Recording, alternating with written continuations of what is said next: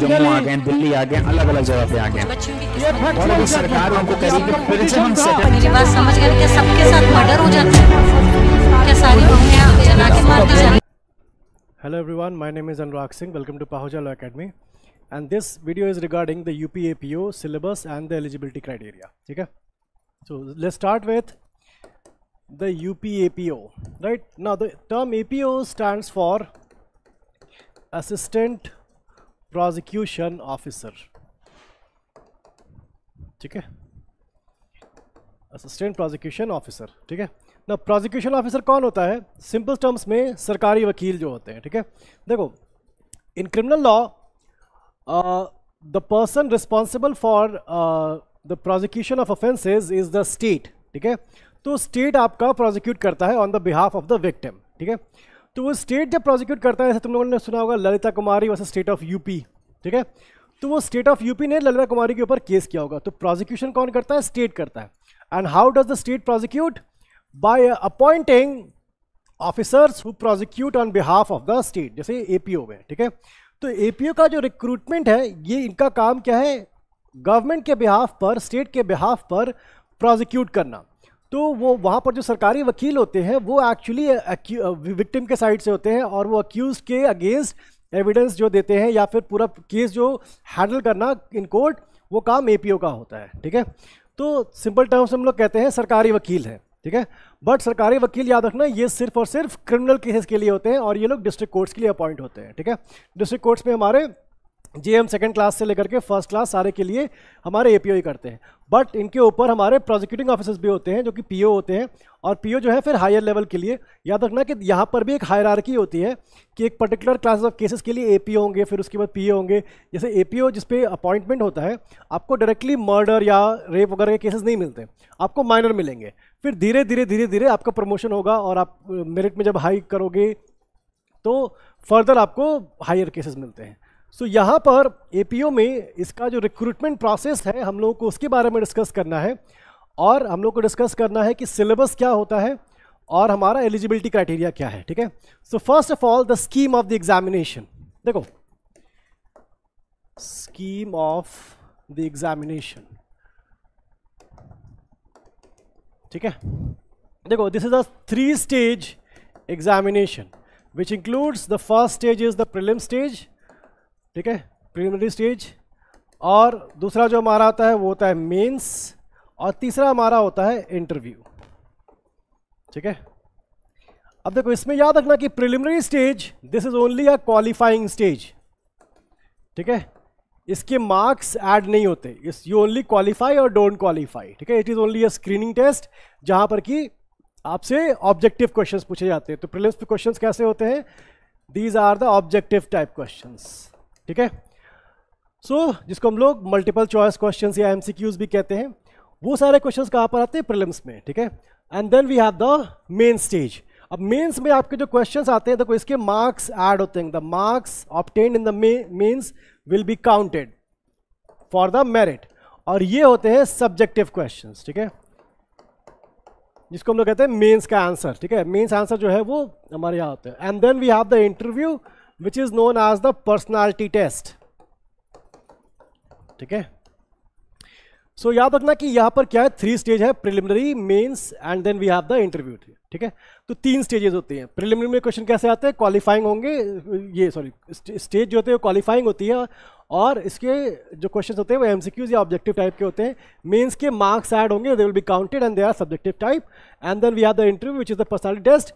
आपका जो final merit list बनती है वो मेंस और इंटरव्यू के मार्क्स को कंबाइन करके मेरिट लिस्ट बनेगी आपकी हमेशा. ठीक है, जो फाइनल लिस्ट हमारी प्रिपेयर होती है.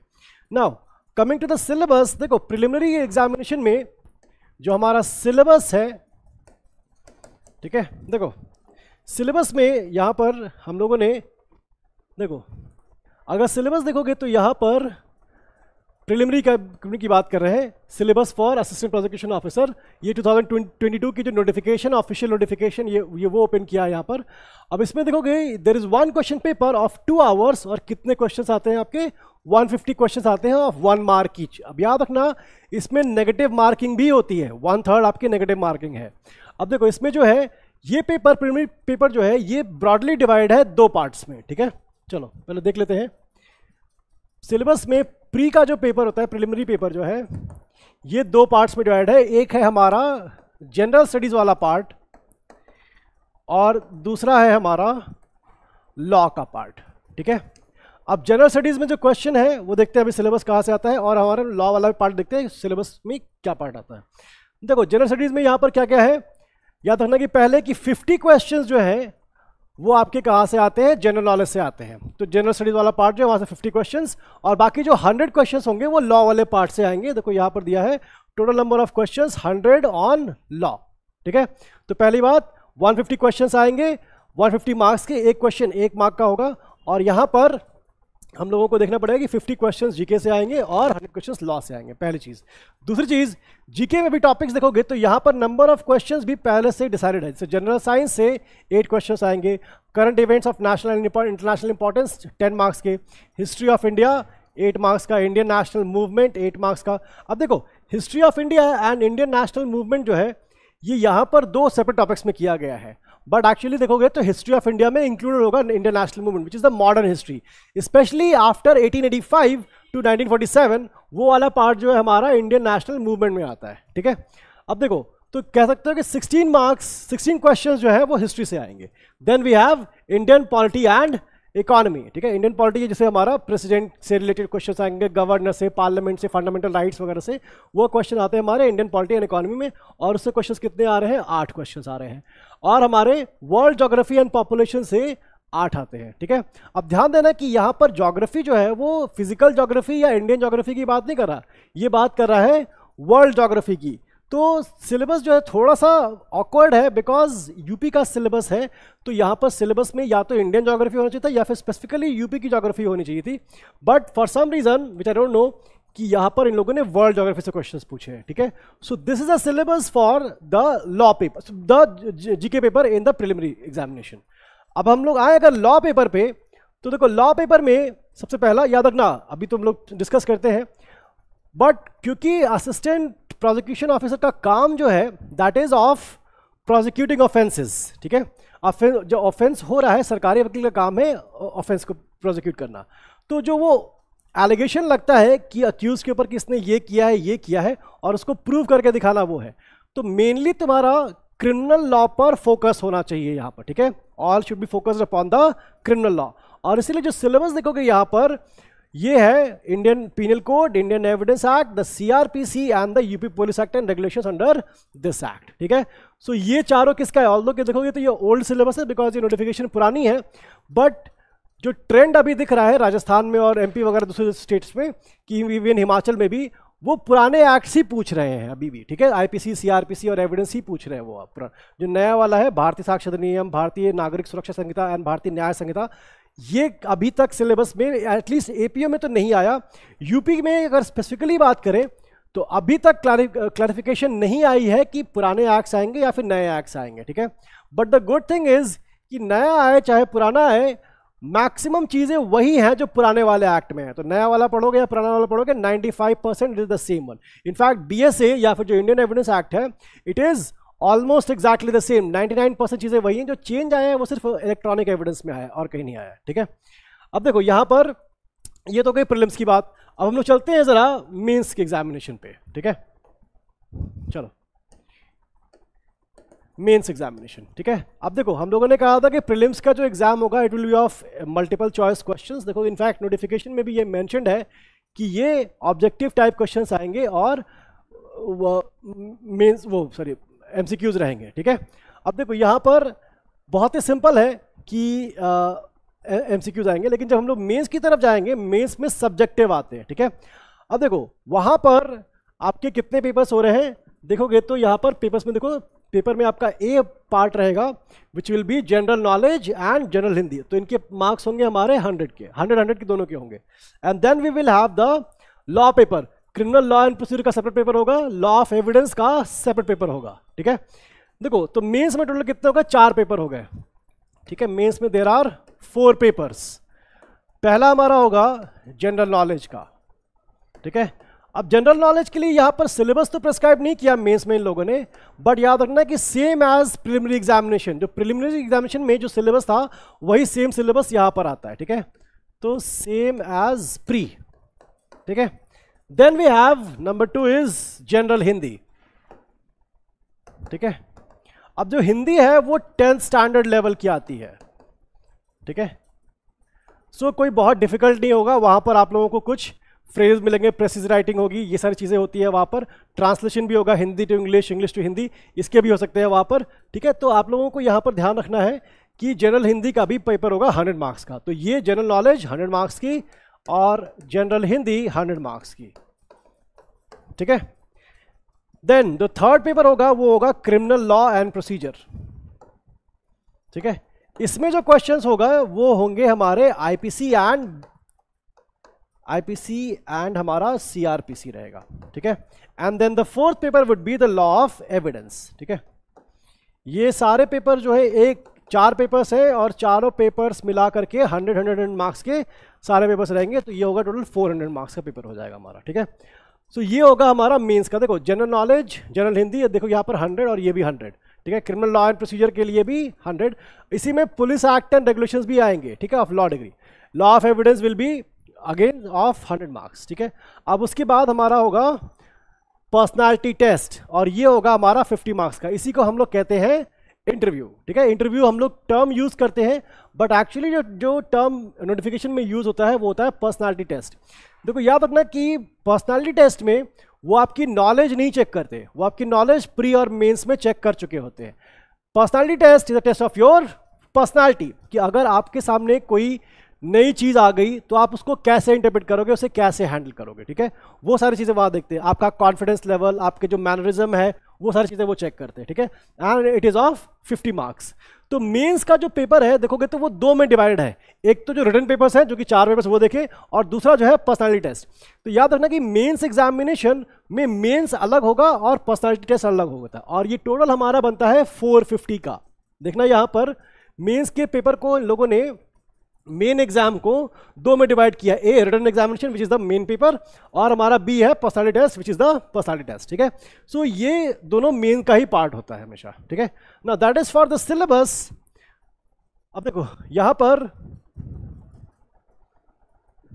अब थोड़ा सा इसका हम लोग डिस्कस कर लेते हैं कि एलिजिबिलिटी क्राइटेरिया क्या होता है, ठीक है। नाउ एलिजिबिलिटी क्राइटेरिया के लिए यहाँ पर देखो पहली बात की एज कितनी होनी चाहिए, age must be 21 minimum, maximum आपकी 40 होनी चाहिए, ठीक है। अब ये नोटिफिकेशन जो कि पुरानी है 2022 की है, जब लास्ट टाइम एग्जाम हुआ तब की है, तो इसीलिए यहाँ पर जो डेट दी हुई है पुरानी दी हुई है, बट याद रखना कि वो 21 to 40 ईयर्स ही होना चाहिए, ठीक है। The notification is expected any time till September और October, but it is still a speculation, तो फॉर श्योर तो अभी नहीं कह सकते, but yes there is a strong possibility कि वो सितंबर और अक्टूबर तक नोटिफिकेशन आ जाए, ठीक है। And the prelims exam would probably be in January और फरवरी, ठीक है। लेकिन अभी भी फिर से कहूंगा ये स्पेकुलेशन है, अभी कोई भी कॉन्क्रीट न्यूज नहीं आई है इसकी, ठीक है। अब देखो इसमें एज लिमिट तो ये हो गई। अब दूसरी चीज है आपकी एजुकेशनल क्वालिफिकेशन, ठीक है। एजुकेशनल क्वालिफिकेशन के लिए क्या लिखा है, the candidates must possess law degree from any recognised university up to the last date for the receipt of application. तो आपके लिए एलिजिबिलिटी क्राइटेरिया क्या है, आपके पास एक लॉ डिग्री होनी चाहिए किसी भी रिकॉग्नाइज्ड यूनिवर्सिटी से, ठीक है। So eligibility criteria is very simple and straightforward, which is कि आपके पास लॉ डिग्री होनी चाहिए। जो ईयर ऑफ प्रैक्टिस वगैरह का जो एलिजिबिलिटी क्राइटेरिया होता है हरियाणा में 2 साल का है, ठीक है। ऐसे जो क्राइटेरिया है अभी तक तो यूपी एपीओ में नहीं आए हैं, ठीक है।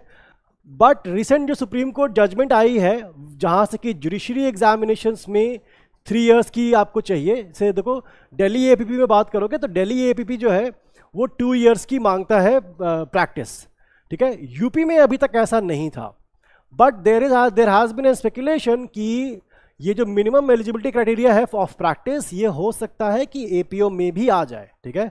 So don't panic, because APO का क्राइटेरिया अगर आएगा भी तो वो जुडिशरी से कम का होगा, तो वो 3 इयर्स तो नहीं होगा, वो 1.5 ईयर्स, 1 ईयर्स या 2 इयर्स ऐसा कुछ हो सकता है, ठीक है। सो देखो that is the eligibility criteria. और याद रखना कि इसका जो एग्जामिनेशन होता है वो हम लोग 2 लेवल पे लेते हैं, दैट इज प्री मेंस, और मेंस में भी मेन का रिटन एग्जामिनेशन अलग होगा और पर्सनालिटी टेस्ट अलग होता है हमारा, ठीक है। So that is for the UPAP examination. Now याद रखना कि इसमें पुलिस एक्ट भी आता है, पुलिस एक्ट ऑफ 1861 आता है हमारा, और उसके अंदर यूपी का पुलिस एक्ट आएगा, उसके अंदर जो रेगुलेशंस आई थी वो। देखो मेन पार्ट यहाँ पर लोग गड़बड़ क्या करते हैं, वो क्रिमिनल लॉ पे फोकस करते हैं। मतलब गड़बड़ वो नहीं है, गड़बड़ ये है कि वो सिर्फ क्रिमिनल लॉ पे फोकस करते हैं, and that is a mistake most people make, कि वो दूसरी जगह कहीं फोकस नहीं करते। देखो यूपीएपीओ में जिसका क्रिमिनल लॉ स्ट्रांग है, he has an age, but actual age आपको वहाँ मिलती है जहाँ पर कि आपका जीके भी स्ट्रांग है। और जीके स्ट्रांग करने के लिए हम लोगों ने देखा कि आपको हिस्ट्री, पॉलिटी, ज्योग्राफी, इकोनॉमी, ये सारी चीज़ें भी पढ़नी पड़ेंगी और आपको करंट भी पढ़ना पड़ेगा वहाँ पर, ठीक है। वही डिफरेंस लेकर के आता है। देखो याद रखना कि 150 मार्क्स का पेपर है, 100 मार्क्स का जो लॉ पेपर है, लॉ वाला पोर्शन है, वो लॉ पोर्शन जो है वो क्रिमिनल लॉ ऑलमोस्ट सभी का अच्छा होता है, ठीक है। जो भी एग्जाम देने जा रहा है वो सब अच्छा अपना प्रिपेयर करके जाते हैं। उन लोगों को लगता है कि जो जीके वाला क्वेश्चन है 50, उसमें मैं 20 कर जाऊंगा, चलो वहाँ 20 कर लूंगा, बाकी मैं लॉ में खींच दूंगा। ये माइंडसेट कई लोगों का होता है और यही गड़बड़ है कि मैक्सिमम लोगों का माइंडसेट यही होता है, ठीक है। इसीलिए लॉ पर तो फोकस रखो, try to keep the focus on GK portion as well, ठीक है। और जीके पोर्शन के लिए there have been different books. यहाँ पर क्वेश्चन का लेवल तो बहुत टफ नहीं होता, क्वेश्चन तो सिंपल होते हैं, लेकिन प्रॉब्लम ये होती है कि लोग या तो इतना इंटरेस्टेड नहीं होते उधर पढ़ने में, या फिर उन्हें वो इंपॉर्टेंस समझ नहीं आई उसकी, इसीलिए वो लोग इग्नोर करके चलते हैं। But take it from me, don't make that mistake. आप जीके को भी उतना ही प्रेफरेंस दो जितना आप लॉ को दे रहे हो, बिकॉज लॉ को सभी प्रेफरेंस दे रहे हैं। आपके पास एक्स्ट्रा एज वो जीके में ही आती है। इनफैक्ट अगर आप मेंस एग्जाम में भी जाओगे तो वहां पर भी देखोगे तो लॉ ऑफ एविडेंस को 100 मार्क्स का दिया गया है, आईपीसी एंड सीआरपीसी दोनों को मिला करके 100 मार्क्स का पेपर दिया गया है, लेकिन जीके के लिए अगेन 100 मार्क्स का पेपर दिया गया है। तो ये समझो कि जितनी इंपॉर्टेंस एविडेंस की है उतनी इंपॉर्टेंस जीके पेपर की भी है। और जीके पेपर जो है, एक बात याद रखना कि ये अपने मन से डर निकाल दो कि जीके पेपर बहुत टफ होता है। नहीं बेटा, टफ नहीं होता। जीके पेपर में जीके का मतलब क्या है? General knowledge. It's not expert knowledge, it's not special knowledge, it is general knowledge, जो एक बेसिक लेवल, एक कॉमन सिटीजन, एक नॉर्मली अवेयर सिटीजन को पता होना चाहिए। वो वही चीजें पूछते हैं, कभी भी बहुत डीप जाकर के बहुत ही टफ क्वेश्चन वहां पर कभी नहीं आता। करंट इवेंट्स में ही अगर आपको जीके पढ़ना है तो करंट में हम लोगों ने देखा कि यहाँ पर करंट का अगर आप सिलेबस देखोगे तो करंट के सिलेबस में देखो, करंट अगर देखोगे यहाँ पर, एक मिनट,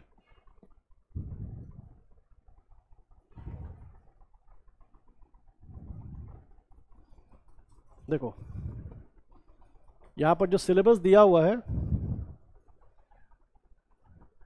करंट में क्वेश्चंस आ रहे हैं 10, ठीक है। Current events of national and international importance 10 है। देखो इसमें भी आप अगर कुछ चीज़ें फिगर आउट करो और कुछ चीज़ों का बैकईयर पेपर्स वगैरह पीवाईक्यूज जो होते हैं वो एनालाइज करोगे तो आपको पता चलेगा कि कुछ एरियाज से क्वेश्चंस फ्रीक्वेंटली आते हैं। जैसे अगर कोई इन्वायरमेंट की कॉन्फ्रेंस हुई थी, कोई COP अगर हुई थी, कॉन्फ्रेंस ऑफ पार्टीज की हुई थी, अगर कोई भी बायोडाइवर्सिटी की हुई थी, तो वो कॉन्फ्रेंस आपके लिए इंपॉर्टेंट है कि वो कहाँ हुई थी और उसका थीम क्या था, ये सारी चीज़ें। पर्सन इन न्यूज़ आपके लिए इंपॉर्टेंट है कि साहित्य अकेडमी अवार्ड्स किसे मिले थे इस साल, ठीक है, नेशनल अवार्ड किसे मिला या फिर ऑस्कर अवार्ड किसे मिला है। अब स्पोर्ट्स में आ जाते हैं तो टेनिस, हॉकी, यहाँ से क्वेश्चंस काफ़ी इंपॉर्टेंट होते हैं। अगर किसी इंडियन प्लेयर ने अगर किसी इंटरनेशनल लेवल पे कुछ बहुत अच्छा परफॉर्म किया है, जैसे आपने देखा होगा अभी डी गुकेश ने, उसने क्या किया, वर्ल्ड चैंपियन बना था, यंगेस्ट वर्ल्ड चैंपियन है इन चेस, ठीक है, तो वो फैक्ट आपके लिए इंपॉर्टेंट है। अब वो चीज़ याद रखना कि कोई भी इंडियन प्लेयर किसी भी टूर्नामेंट में परफॉर्म कर रहा है ऐसा नहीं होगा। इंडियन प्लेयर ने अगर इंटरनेशनल लेवल पे बहुत अच्छा किया है तो वो फैक्ट आपके लिए इंपॉर्टेंट है, ठीक है। तो टेनिस में अगर अच्छा किया है, चेस में अच्छा किया है, हॉकी में अच्छा किया है, क्रिकेट से जनरली क्वेश्चंस नहीं आते, बट कभी कभार आ भी सकते हैं, ऐसा नहीं कि नहीं ही आएंगे, इट डिपेंड्स। बट यस, बाकी सारे स्पोर्ट्स से आपको क्वेश्चंस आ सकते हैं। इकोनॉमी में अगर गवर्नमेंट ने कोई नई स्कीम या नई लाडली बेटी या लाडली बहन योजना अगर किया है तो वो कौन सी मिनिस्ट्री के अंडर आता है, ये सब चीज़ें आपको पता होनी चाहिए, ठीक है। और ऐसे ही अगर मान लो जैसे कि कुछ दिन पहले हम लोगों ने देखा था, कुछ दिन पहले के बाद कुछ साल पहले जनधन योजना स्टार्ट हुई थी, तो वो मिनिस्ट्री ऑफ कल्चर की थी, मिनिस्ट्री ऑफ फाइनेंस की थी, किसकी थी योजना, वो योजना या उन सब चीज़ों पे ध्यान रखना पड़ता है, ठीक है। तो यहाँ पर जो भी है जनरल साइंस से लेकर के करंट इवेंट्स, हिस्ट्री, नेशनल, याद रखना कि none of them are tough. याद रखना it is a general knowledge paper, general है, not special, not expert, general, ठीक है। इसीलिए ये पेपर आपके लिए मेन फोकस होना चाहिए if you want to increase your chances of getting selected. फिर से कह रहा हूं, most people tend to focus on the criminal law. Focus करो, बहुत अच्छे से पढ़ो। जैसे अगर आईपीसी पढ़ रहे हो, आईपीसी में तुम्हें 4-5 एरियाज पे बहुत फोकस रखना चाहिए। जैसे जनरल एक्सेप्शंस, बहुत फोकस रखो। लॉ, जितने भी ऑफेंसेस अगेंस्ट स्टेट हैं, क्योंकि देखो आप स्टेट के लिए काम करने जा रहे हो, तो वो पूछेंगे कि ऑफेंसेस अगेंस्ट द स्टेट में क्या क्या होता है। आर्टिकल हम लोगों ने पहले था आईपीसी में अगर पढ़ा हो, सेक्शन 124A जो था, सेडिशन वाले जो हमारे सेक्शंस हुआ करते थे, waging war against the government of India, ये सारे के सारे जो सेक्शंस थे they were offences against the state, sedition. So ये सारे सेक्शंस तुम्हारे लिए इंपॉर्टेंट है, ठीक है। उसके बाद ऑफेंस अगेंस्ट द बॉडी अगर है, जो 299 से स्टार्ट होता है और 377 तक जाता है, और फिर हमारा ऑफेंस अगेंस्ट प्रॉपर्टी। कुछ सेक्शंस जो है वो फ्रीक्वेंटली पूछे जाते हैं, जैसे क्रिमिनल ब्रीच ऑफ ट्रस्ट, ठीक है। ऐसे ही थेफ्ट, रॉबरी, एक्सटॉर्शन, और तुम लोग को पता होगा इनके बीच में जो लिंकेज है, वो सारी चीज़ें तुम्हें पता होनी चाहिए। कभी भी क्वेश्चन ऐसा नहीं आएगा जो कि बहुत ही एब्सर्ड एरिया से हो, ठीक है, ऐसा नहीं आएगा। वो तुम्हारे मेन एरिया से ही आएगा, लेकिन उस आईपीसी के या फिर अगर जो सिलेबस अगर चेंज आए और बीएनएस के इलस्ट्रेशंस पे बहुत ध्यान देना, बिकॉज इलस्ट्रेशन से डायरेक्ट क्वेश्चन तुम लोगों को प्रीलिम्स एग्जाम में मिल जाएगा, ठीक है। चाहे वो आईपीसी हो, चाहे सीआरपीसी हो। सीआरपीसी में भी इन्वेस्टिगेशन और इंक्वायरी और ट्रायल, ये 3 स्टेजेस पे ज़्यादा फोकस रखना।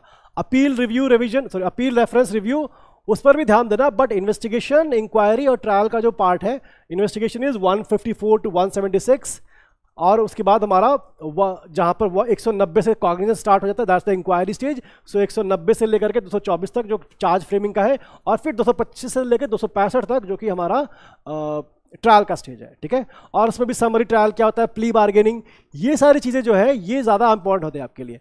जहाँ पर भी गवर्नमेंट का या स्टेट का ज़्यादा इन्वॉल्वमेंट हो, वो सारे ऑफेंसेस आपको पढ़ने चाहिए, ठीक है। ऑफेंसेस और उनके लिए रिलेटेड सीआरपीसी में या फिर हमारा बीएसए में, वेल बीएसए तो मैं कहूँगा पूरा ही इंपॉर्टेंट है, बिकॉज देखो याद रखना कि एविडेंस एक्ट जो है वो अकेले 100 मार्क्स का आ रहा है मेंस में। आईपीसी और सीआरपीसी मिला करके 100 मार्क्स का, और एविडेंस आपका अकेले 100 मार्क्स का। तो एविडेंस आपके लिए बहुत ही इंपॉर्टेंट हो जाता है। और याद रखना, जितना टाइम आपको लगेगा बीएनएस एक बार पढ़ने में या आईपीसी एक बार पढ़ने में, आप एविडेंस एक्ट जो है उतनी ही देर में 3 बार पढ़ जाओगे। और उसकी वेटेज तो आपने देखी है कि आईपीसी सिलेबस बड़ा है और उसका मार्क्स 50 ही है, लेकिन एविडेंस का छोटा सिलेबस है लेकिन उसके मार्क्स 100 है। तो आपको एविडेंस पर बहुत फोकस करना चाहिए। Focus on the PYQs, PYQs में देखना कि क्वेश्चंस रिपीट होते हैं। पीवाईक्यूज में ये भी देखना कि कौन से फोकस एरिया से क्वेश्चंस आपके फ्रीक्वेंटली आ रहे हैं, और क्या इलस्ट्रेशन से आ रहे हैं, केस लॉ से भी क्वेश्चंस आते हैं काफ़ी, ठीक है। जितने भी लैंडमार्क केस लॉ हैं, जैसे हमारे Bachan Singh versus state of Punjab है, all of that is important. Rare of the rare case जो है, ये सारे हमारे मिट्ठू वर्सेस स्टेट ऑफ पंजाब, ये सारे केस जो है हमारे, all of them are very important cases, ठीक है। तो जितने भी लैंडमार्क केस है, रिसेंट केसेस प्रीलिम्स में उतना नहीं आता जितना मेंस में इंपॉर्टेंट हो जाते हैं, ठीक है। But yes, case laws are also equally important in the UPAP examination, ठीक है। अब देखो, ये हो गई ओवरऑल स्कीम ऑफ एग्जामिनेशन, ठीक है, और जो हमारा एलिजिबिलिटी क्राइटेरिया है वो चीज़, ठीक है। अब देखो, इसमें आप लोगों को एक चीज़ का और ध्यान रखना चाहिए कि एग्जामिनेशन को अप्रोच कैसे करें, कब से आपको सीरियसली पढ़ाई करनी स्टार्ट कर देनी चाहिए। देखो, जब भी नोटिफिकेशन आए, उसकी जो नोटिफिकेशन आने के बाद याद रखना, जब नोटिफिकेशन आ जाएगी तब सभी पढ़ाई कर रहे होते हैं, एवरीवन इज स्टडिंग देयर, ठीक है। नोटिफिकेशन आने के पहले से ही आपको पढ़ाई स्टार्ट कर देनी चाहिए। आपको बेयर एक्ट पढ़ लेनी चाहिए, आपको पीवाईक्यूज सॉल्व कर लेनी चाहिए, और जब नोटिफिकेशन आ जाए तब आपको सिर्फ रिवाइज करना हो, ठीक है। ये गलती मत करना कि नोटिफिकेशन आएगी तब पढ़ना स्टार्ट करूंगा, नहीं। आप डेली का अपना शेड्यूल बना लो कि मुझे 2 घंटे पर डे यूपीएपीओ को देना है, ठीक है। अब उसके हिसाब से आप करंट अफेयर्स, और याद रखना कि जब भी नोटिफिकेशन आए उसके लास्ट 6 to 8 मंथ्स का करंट अफेयर जरूर पढ़ना, क्योंकि सारे क्वेश्चंस जो है लास्ट 6 to 8 मंथ से ही क्वेश्चंस आते हैं वहां पर, ठीक है। तो क्वेश्चंस का लेवल टफ नहीं होता, बस जो लोग हैं वो डर रहे होते हैं कि ये कहां से आ जाएगा, वो कहीं से नहीं आता। और कवर करने के लिए जो सोर्स है, the very good source is the प्रतियोगिता दर्पण, ठीक है। दर्पण से आपके क्वेश्चंस आ जाएंगे और वहां से आपका पूरा सिलेबस, करंट वगैरह सारा कवर हो जाता है वहां से। देखो, इसमें जो है आपको जो पढ़ना पड़ेगा करंट, देखो इंडियन इकोनॉमी से भी जो क्वेश्चंस आते हैं वो करंट से ही आएंगे। तो करंट में नेशनल, इंटरनेशनल, उसी में इकोनॉमी के भी क्वेश्चंस आ जाते हैं आपके। तो आपको सेपरेटली कुछ प्रिपेयर नहीं करना पड़ेगा, all of them will be covered under the current affairs. History of India and in the Indian national movement के लिए आप स्पेक्ट्रम की बुक ले सकते हो या फिर दिशा पब्लिकेशंस की बुक ले सकते हो, इवन अरिहंत की बुक भी वहाँ पर चल जाती है, ठीक है। One which I will personally recommend is of UPSC portal, Kalinjar publications की हिस्ट्री ऑफ इंडिया की बुक आती है, ठीक है, उसे पढ़ जाना, आपके हिस्ट्री के क्वेश्चन जो है वहाँ से सॉल्व हो जाएंगे हमारे, ठीक है। वर्ल्ड ज्योग्राफी के लिए मैं कहूँगा एनसीईआरटी की बुक्स पढ़ लेना, ठीक है, एनसीईआरटी 11th और 12th की, ठीक है। 10th की भी मैं कहूँगा एक बार देख लेना, लेकिन मेनली 11th और 12th की जो world geography and human geography and population वाला है, बिकॉज देखो यहाँ पर वर्ल्ड ज्योग्राफी एंड पॉपुलेशन पूछ रहा है, तो वहाँ पर 11th और 12th की जो एनसीईआरटी है that is going to be much more helpful.